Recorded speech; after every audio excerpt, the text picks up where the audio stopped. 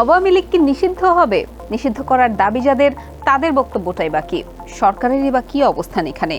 অনেকে বলছেন বা মনে করছেন, প্রধান উপদেষ্টার সর্বশেষ বক্তব্যে পরিষ্কার হয়েছে যে ছাত্র আন্দোলনের সমন্বয়ক বা দুই একজন উপদেষ্টার চাওয়ার সঙ্গে আপাত দৃষ্টিতে সরকারের শীর্ষ পর্যায়ের অবস্থানে পার্থক্য আছে। আসলেই কি তাই? সংশ্লিষ্ট পক্ষগুলোর বক্তব্য চলুন বুঝে নেওয়ার চেষ্টা করি যে ৮ অক্টোবর ২ মাসে পদার্পণ করা অন্তর্বর্তী সরকার আওয়ামী লীগ বিষয়ে আসলে কি করতে যাচ্ছে। ২ মাস আগে ডক্টর মোহাম্মদ ইউনূসের নেতৃত্বাধীন অন্তর্বর্তী সরকার এবং তাদের উপদেষ্টারা একটি জটিল ও সংঘাতপূর্ণ রাজনৈতিক পরিস্থিতির মধ্যে দায়িত্ব গ্রহণ করেছিলেন। ১, ২, ৩ করে ৮ সপ্তাহের মাথায় এসে এখনকার পরিস্থিতির কেন্দ্রবিন্দুতে রয়েছে আওয়ামী লীগকে নিষিদ্ধ করার দাবি এবং দলটির নেতাকর্মীদের বিচার প্রক্রিয়া। ডক্টর ইউনূস এবং তার উপদেষ্টারা মূলত রাজনৈতিক স্থিতিশীলতা এবং আইন শৃঙ্খলা ফিরিয়ে আনার দিকে মনোনিবেশ করেছেন। তবে আওয়ামী লীগ এবং এর সমর্থকদের মনে উদ্বেগের সৃষ্টি করেছে যে সরকার কোনোভাবে রাজনৈতিক প্রতিহিংসার মাধ্যমে তাদের লক্ষ্যবস্তু করতে পারে।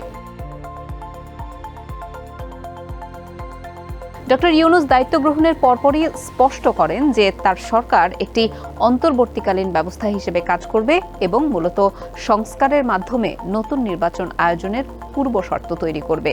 তার প্রধান অগ্রাধিকার হল আইন শৃঙ্খলা পুনরুদ্ধার করা এবং বিভিন্ন প্রতিষ্ঠান পুনর্গঠন করা, যাতে জনগণের আস্থা পুনরায় স্থাপন করা যায়, যা শেখ হাসিনার নেতৃত্বাধীন সরকারের দীর্ঘ ১৫ বছরের শাসনে ক্ষতিগ্রস্ত হয়েছে। আওয়ামী লীগ বাংলাদেশের অন্যতম প্রধান রাজনৈতিক দল এবং স্বাধীনতার ইতিহাসের সঙ্গে ওতপ্রোতভাবে জড়িত। তবে দলটির বিরুদ্ধে গত ১৫ বছরে ক্ষমতার অপব্যবহার, মানবাধিকার লঙ্ঘন এবং জালিয়াতির নির্বাচনের মাধ্যমে ক্ষমতা ধরে রাখার অভিযোগ ছিল। সর্বশেষ জুলাই-আগস্ট মাসে গণহারে মানুষ হত্যার কারণে গড়ে ওঠা ছাত্র জনতার অভ্যুত্থানে আওয়ামী লীগকে শুধু ক্ষমতা থেকেই সরে যেতে বাধ্য করেনি, দলটির প্রধান শেখ হাসিনা সহ প্রধান নেতাদের প্রায় সবাই পালিয়ে যেতে বাধ্য হয়েছেন। মূলত গণহারে মানুষ হত্যার কারণেই সাবেক প্রধানমন্ত্রী, মন্ত্রী, এমপি, দলীয় নেতা সহ বিভিন্ন বাহিনীর কর্মকর্তাদের বিরুদ্ধে মামলার পাশাপাশি আওয়ামী লীগকে নিষিদ্ধ করার দাবি উঠছে। তবে প্রধান উপদেষ্টা ডক্টর ইউনূস এই ধরনের পদক্ষেপ গ্রহণে সাবধানতা অবলম্বন করছেন বলেই মনে হচ্ছে। দৈনিক প্রথম আলোকে দেওয়া দীর্ঘ এক সাক্ষাৎকারে আওয়ামী লীগকে নিষিদ্ধ ও বিচার করার বিষয়ে ডক্টর ইউনূস বলেন, এসবে আমাদের থাকার দরকার নেই। আমরা বিচার ব্যবস্থা সংস্কারে বসেছি। বিচার ব্যবস্থা সংস্কার করলে সংস্কারের ভেতর দিয়ে কার বিচার করবেন, কিভাবে বিচার করবেন, কে বিচার করবে, সবকিছুই আসবে। এখন আমরা তো পলিটিক্যাল ডিসিশন দিতে যাচ্ছি না, আমরা শুধু পরিমণ্ডলটা সৃষ্টি করতে যাচ্ছি। এই পরিমণ্ডল দিয়ে যেভাবে অগ্রসর হতে চান সেভাবে হবে। আপনারাই বানিয়ে দিয়েছেন, আমরা শুধু ফ্যাসিলিটেটেড করে দেব। আওয়ামী লীগকে নিষিদ্ধ করার বিষয়ে ডক্টর ইউনূস বলেন, এটা আমাদের কোনো সিদ্ধান্তের বিষয় নয়। কাজেই যখন রাজনৈতিক দলগুলো বসবে তারাই সিদ্ধান্ত নেবে। যত রাজনৈতিক সিদ্ধান্ত আছে সেগুলো আমরা রাজনীতিবিদদের কাছে নিয়ে যাব, তারা যেভাবে সিদ্ধান্ত দেন। এক্ষেত্রে অন্তর্বর্তী সরকারের অবস্থান কি হবে এমন প্রশ্নের জবাবে ডক্টর ইউনূস বলেন, কমিশন যদি মনে করে যে দেশের জন্য মঙ্গলজনক হবে যখন নির্বাচনের বিষয় আসবে, সেখানে আলাপ হবে। অতএব ওটাও আবার রাজনৈতিক দলগুলোর কাছেই যাব। ওটা খসড়া করবে তারাই। কমিশন করলেই যে সেটা চূড়ান্ত হয়ে গেল তা কিন্তু নয়। কমিশনের সুপারিশ রাজনৈতিক দলের কাছে যাবে। রাজনৈতিক দল নিজেদের মধ্যে বিতর্ক করে, আলাপ আলোচনা করে এটা সিদ্ধান্ত দেবে কোন দিকে আমরা অগ্রসর হব। আওয়ামী লীগ নেতাদের বিচারের মুখোমুখি করা ও বিচার করার প্রসঙ্গে ডক্টর ইউনূস বলেন, সেজন্য তাদের যেখানে পাওয়া যাচ্ছে গ্রেপ্তার করা হচ্ছে, জেলে নিয়ে যাওয়া হচ্ছে, সবকিছুই হচ্ছে। বিচার করছি না, কিন্তু বিচারটা আগে ঠিক করেন কিভাবে বিচার প্রক্রিয়া হবে, সেই বিচার প্রক্রিয়ার মধ্য দিয়েই বিচার করবেন। প্রধান উপদেষ্টা যেহেতু বিচার এবং আওয়ামী লীগকে নিষিদ্ধ করার বিষয়টি রাজনৈতিক নেতৃত্বের উপর ছেড়ে দিতে চান, তাই দেখে নেওয়া যাক দলগুলো এই বিষয়ে কি বলছে। বিএনপি মহাসচিব মির্জা ফখরুল ইসলাম আলমগীর বলছেন, আওয়ামী লীগ ভোটে এলে তাদের আপত্তি নেই, তবে হত্যা, দুর্নীতিতে জড়িতদের বিচার হতে হবে। জড়িতরা নির্বাচনও করতে পারবেন না, আর নির্বাচিত হলে তারা যে জাতীয় সরকার গঠন করবেন সেখানে আওয়ামী লীগ থাকবে না, বিরোধী দলে বসতে পারে। প্রথম আলোকে দেওয়া এক সাক্ষাৎকারে তিনি বলেছেন, আওয়ামী লীগ যদি নির্বাচন করে জনগণই সে ব্যাপারে সিদ্ধান্ত নেবে। আমি তো সিদ্ধান্ত দেওয়ার মালিক না, আমি নির্বাচন করব, অন্য দলগুলো করবে, জনগণ যাদের বেছে নেবে তাদের সিদ্ধান্তই চূড়ান্ত। তাহলে কি আওয়ামী লীগ নির্বাচনে অংশ নিলে আপনাদের আপত্তি থাকবে না? এমন প্রশ্নের উত্তরে মির্জা ফখরুল বলেন, আওয়ামী লীগ নির্বাচনে অংশ নিতে চাইলে নেবে, কিন্তু যে ব্যক্তিগুলো গণহত্যা, দুর্নীতি সহ বিভিন্ন অপকর্মের সঙ্গে জড়িত তারা যেন নির্বাচনে অংশ না নেন, সেটাই আমাদের বক্তব্য। কোনো দলের নির্বাচনে অংশ নেওয়ার ক্ষেত্রে তো আপত্তি করার কিছু নেই। আওয়ামী লীগকে নিষিদ্ধ করার যে আলোচনা, সেই বিষয়ে তিনি বলেন, না, আমরা চাই না আওয়ামী লীগকে দল হিসেবে নিষিদ্ধ করা হোক। কোনো রাজনৈতিক দলকে নিষিদ্ধ করার পক্ষে আমরা নই, কারণ আমরা গণতান্ত্রিক রাজনীতিতে বিশ্বাস করি। তবে আওয়ামী লীগের যারা নানান অপরাধ করেছেন, যারা গণহত্যা করেছেন, সেই ব্যক্তিরা রাজনীতি করতে পারবেন না। জনগণ সেটা চাই, তাদের অপরাধের বিচার করতে হবে, কিন্তু গণতন্ত্রে কোনো দলের রাজনীতি করার ক্ষেত্রে বাধা দেওয়া যাবে না। বিভিন্ন রাজনৈতিক অনুষ্ঠানে জামাতে ইসলামের আমির ডাক্তার শফিকুর রহমান বলেছেন, তারা প্রতিহিংসার রাজনীতি চান না। তারা দলীয়ভাবে আওয়ামী লীগের বিরুদ্ধে কোনো ব্যবস্থা নেওয়ার পক্ষে নন, তবে ব্যক্তিগতভাবে অন্যায়ের প্রতিকার চাইলে সেক্ষেত্রে তাদের কোনো বক্তব্য নেই। সমন্বয়ক হিসেবে পরিচিত ছাত্র জনতার অভ্যুত্থানের সংগঠক কয়েকজন আওয়ামী লীগকে নিষিদ্ধ করার পক্ষে। অন্তত বিচার শেষ না হওয়া পর্যন্ত তারা আওয়ামী লীগকে রাজনীতির মাঠে নামতে দিতে চান না। উপদেষ্টাদের কয়েকজনও একই রকম মনে করেন। উপদেষ্টা পরিষদও কি তাই মনে করছে? সেপ্টেম্বর মাসের প্রথম সপ্তাহে উপদেষ্টা পরিষদের এক বৈঠকের পর গণমাধ্যমকে জানানো হয়, বিচার নিশ্চিতের আগে ফ্যাসিবাদের পুনর্বাসনের সুযোগ নেই বলে সিদ্ধান্ত নিয়েছে অন্তর্বর্তী সরকারের উপদেষ্টা পরিষদ।